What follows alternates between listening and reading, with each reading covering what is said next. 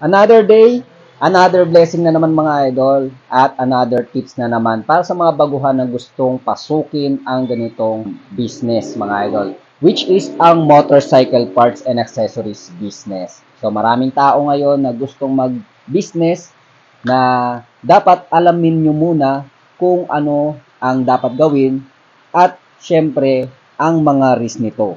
Sa negosyo lahat ay merong risk mga idol. Hindi man ito maiiwasan, pero ito ang kagandahan dito. Kapag nalaman mo na ang mga risk ng business na papasukan mo, ay pwede itong masolusyonan mga idol. Kung ikaw ay interesado magtayo ng motor parts business, ay ito ang para sa inyo. Disclaimer lang, ito ay experience lang. 10 risk na dapat mong malaman bago ka magtayo ng ganitong negosyo. At kung interesado ka na, simulan na natin. Let's go! Motovlogs, Revenge Paraiso. Sumisigaw ang makina sa bawat video. Motovlogs, tunay na sundalo ng kalsadang malaya para sa Pilipino. Hurog ng At ayun na nga mga idol, no? So, meron talagang mga risk kahit anong negosyo yan, napapasukin. Basta negosyo, talagang sakit sa ulo yan. May mga problema. Katulad nga nitong motorcycle business na hawak natin o na pinagkakakitaan natin, is dumaan din tayo sa mga pagsubok. So, kailangan mo malaman ito. Kung ikaw ay baguhan pa lamang na gustong magtayo ng ganitong negosyo, dapat mo malaman to para malesen ang risk at masolusyonan mo to habang hindi ka pa nagsisimula. Okay? Unang risk mga idol, ito talaga, pinakamalupit na risk. Tulog ang pera dito sa motorcycle parts and accessories business mga idol. Bakit? Kasi hindi naman siya essential mga idol. Hindi katulad ng bigas, araw-araw tayo kumakain. Hindi katulad ng burger o kaya mga basta pagkain na araw-araw na natin kinukonsume. Ito naman, araw-araw may benta pero hindi ganun kalaki ang volume. Hindi katulad ng mga pagkain. Ito, non-essential po siya mga idol. Kaya kung sakaling ikaw ay magtatayo ng motorcycle parts and accessories business, asahan mo na merong mga pyesa na tulog talaga, no? Like karburador, gulong, yan. May mga mabibilis naman. So, meron talagang times na sobrang antagal niyang mabenta, no? So, ayun yung iiwasan natin. Dapat bibilihin mo lang yung dapat alam mo kung anong meron lang sa inyo. Kung ano lang yung pangangailangan. Lagi kang maglista, take down note lagi, no? Ayun yung ginawa ko para maiwasan yung mga tulog na pyesa. Mga fast moving lang ang gagawin ko. Okay? So, yun. Unang risk, tulog talaga ang pera dito. Pangalawang risk mga idol, mga defective unit due to overstock. Yun nga, sinabi ko sa inyo na pwedeng ma-defect yan just in case na sobrang tagal na stock yan. Like gulong. Yan, nag-expire din yan mga idol. Ang gagawin natin mga idol is first in, first out. Yan ang ginagawa ko dito sa business ko. Natutunan ko yan sa dati kong trabaho. Kaya dito ko siya ina-apply ngayon. Kasi nga tulog yung pera dito. Kailangan natin i-consume yung mga naunang dineliver kesa sa mga babago pa lang. Okay? So yun. Defective unit due to overstock. Pangatlong risk to mga idol is yung mataas ang presyo ng pyesa. Alam naman natin talaga na mataas ang pyesa. Pagdating pa nga lang sa retail, pag bumili ka ng pyesa, sobrang taas. Pero mababa yan pagdating sa wholesale. Pero mag-i-stock ka, dalawa, tatlo, hindi pwede yon. Kailangan isang box, depende yan sa pangangailangan. So hindi siya ganun kababa yung presyo. Like what I said, nagsimula din naman ako sa paboka-boka lang. Pero kung gusto mo talaga ganito kalaki, kailangan mo ng 10,000 to 50,000 pyesa pa lang yon mga idol. Depende yan sa kagustuhan mo kung gaano kalaki. Hindi biro ang pera na ilalaan mo dito. Okay? So, yon dapat pag-isipan mo, bumili ka lang na kailangan. No? Kasi nga, tulog ang pera dito. Yon di ba? Ang pang-apat naman mga idol, ito based on experience mga idol, sakit sa ulo talaga.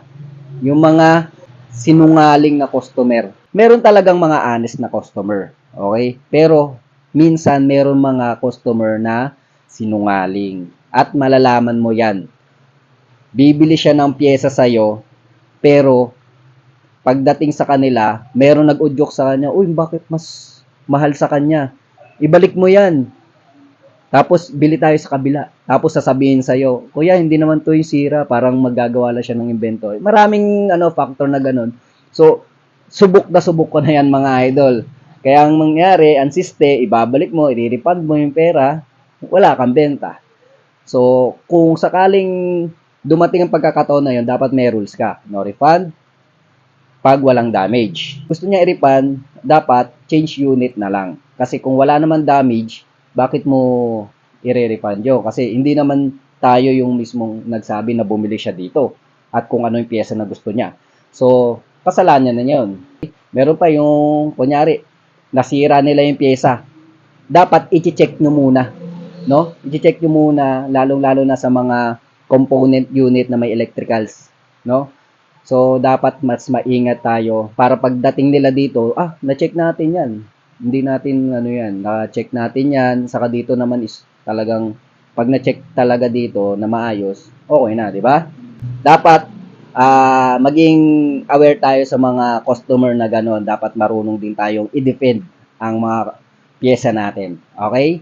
So, pang-limang risk mga idol, ginagawa lang testingan ng mekaniko at customer yung mga pyesa mo. Like what I said, kung sakaling nasira nila yung pyesa, so babalik nila.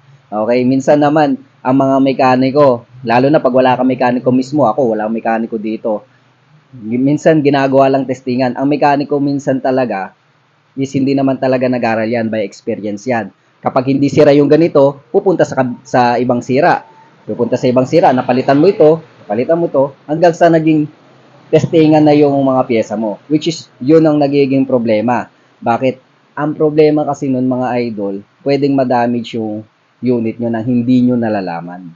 Dapat ipaliwanag mo sa customer na hindi pwedeng testingan to. Dapat sure ka, sure yung mekaniko mo. Kung sakaling wala kang mekaniko, is ipaliwanag mo. Dapat malinaw sa customer ang mga bagay-bagay na dapat niyang malaman para hindi niya maibalik yung pyesa mo. Okay? Pang-anim mga idol, syempre, out of stock ng pyesa galing sa supplier. Minsan talaga, yung mga pyesa natin, pag may mga demand tayo na pyesa, minsan nagkakaroon tayo ng out of stock mga idol. So, sayang ang benta kung sakaling wala kang pyesa. So, sa dami ng pyesa dito, talagang minsan na rin ako, na out of stock din ako. Hindi ko alam kung saan yung supplier na bibilihan. Kaya kailangan meron kang mga supplier. Ibig sabihin, hindi lang isa, hindi lang dalawa, hindi lang tatlo. Mas maganda, mas marami kang supplier para at least marami kang choices na pagpipilian. Kagaya na kung sakaling wala tong pyesa yung isang supplier, meron naman yung isa, mas mababa si supplier na isa kaysa sa isa. So, may mga choice ka. Yon. So, yon. So, dapat marami kang supplier na pagpipilian. Okay? Pampitong risk mga idol, maraming klaseng sukat para sa mga motor. Okay? So, yun. Talaga, maraming sukat talaga mga idol. Tulad ng TMX, pang TMX lang, pang smash lang, na cable, mga switches, mga carburetor. So, marami siyang variety. Hindi lang iisa lang bibilihin mo na sukat. So, marami yan. Iisang pyesa pero marami kang sukat na bibilihin. Kaya nga sabi ko, magastos itong business na to. Kaya kailangan may mga stock ka kahit papano. Each of motorcycle unit. Marami siyang klaseng sukat. Okay? So, marami siyang variety. Pangwalo mga idol, ito ang pinakamalupit dyan. Meron kang competitor na online. Okay? So, nandiyan yung Shopee, si Lazada, si TikTok. Yan yung mga nag-o-offer ng mga mabababang pyesa. Okay? So, yung mga mabababang pyesa na yan is sa mga retail, pagdating sa atin, syempre mas malaki naman. Kasi mayroon tayong physical store. Babayad tayo ng mga kung ano-ano, kaya mas mataas siya. Pero, ito lang ang dapat mong sabihin sa customer kung sakaling sa online siya bibili. Ang online kasi minsan nagkakamali ng pyesa. Minsan nasasadya pa. Black na nga yung in-order mo, minsan red ang pinapadala. mas makikita mo ang unit mo, mas mapipil mo kung may sira siya, makikita mo yung sukat, makikita mo yung tamang unit na bibilin mo or pyesa na bibilin mo. So, yun yung kagandahan naman natin kung may physical store. Sa 10 gumagamit ng online platform na yan, 5 lang ang nakaka-refund, 5 tao lang nakaka-refund, yung the rest hindi na kasi hindi nila alam. Okay? Pero kung gusto mong i-refund, edi pag-aralan mo. Ito naman ang pang-siyam mga idol, no warranty pagdating sa supplier. Ayun nga, sinabi ko kanina, pag masyado na siyang stock, 1 year mo na siyang naka-stock dyan, wala nang warranty yun. Lugi ka na agad. Kunyari, yung gulong, nalaps na, nagkaroon na ng mga bitak-bitak, hindi mo na masusuli yun. Tapos yung battery, nawala na ng power, nag-cut na ng current, hindi na siya ma-charge. Hindi na, wala nang warranty yun pag umabot na ng ilang buwan or ilang taon. Mahirap siyang i-justify. Okay? Pero may mga supplier naman na understandable. Yung supplier ko understandable talaga siya. Kung damage talaga yon, pag-usapan nyo na lang ng supplier nyo. Pero wag nyo siyang lolokohin kung sakaling ang customer nakasira tapos ibabalik mo sa ngayon, sa supplier mo ngayon. Wag ganon. Kailangan maging honest tayo sa supplier natin. Kung sakaling sira man yan due to stock lang o talagang di ginamit, pwede nyong pag-usapan yun mga idol, okay? Pero kung magsisinungaling kayo, sa inyo yung bato niyan, di ba? Wala talagang warranty, pero dapat pag-usapan nyo ng supplier nyo ang warranty. Okay? Ito na yung last. Kasi pag pumapasok tayo ng business na to, pag wala kang alam sa pyesa, bagsak ang negosyo na to. Okay? So, dapat may alam ka talaga. Yan ang risk na dapat mong iwasan. At kung gusto mong mabawasan yan, kailangan mong panoorin ang video ko para meron kang guide and tips bago mo simulan ang negosyo na ito. Matututunan mo kung paano magsimula ng negosyo na ito. Okay? Para sa mga baguhan. Alright?